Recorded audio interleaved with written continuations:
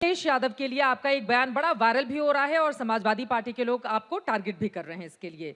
सारा यादव देश के साथ, बचे खुचे अखिलेश के साथ, ये बोलने की जरूरत क्यों आन पड़ी आपको?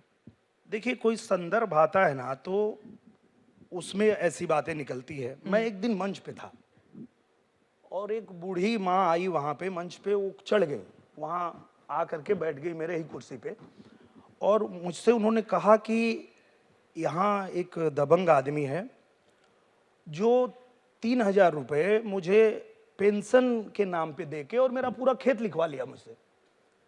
तो मुझे गुस्सा आ गया और मुझे गुस्सा आया तो मैंने बोलना शुरू किया वहाँ पे मंच पे, क्योंकि उसके बाद ही मुझे बोलना था।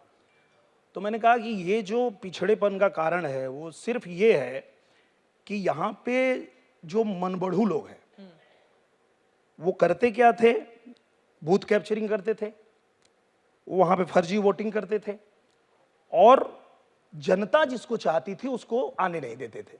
तो अब लोगों ने इस बात को ले लिया ना कि आजमगढ़ के लोगों को आप निरहुआ बता रहे हैं, मनबढ़ हैं। नहीं नहीं, आजमगढ़ के लोग नहीं, वो लोग जो आजमगढ़ के लोगों को चुनने नहीं देते थे, वो जैसा चाह रहे हैं उनको करने दीजिए, पर वो करने नहीं देते थे।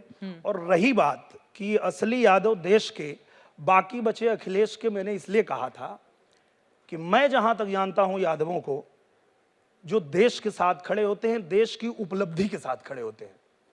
और कोरोना काल में अगर प्रधानमंत्री जी के नेतृत्व में हमारा देश अगर वैक्सीन बनाता है तो मुझे लगता है ये हमारे देश की उपलब्धि है।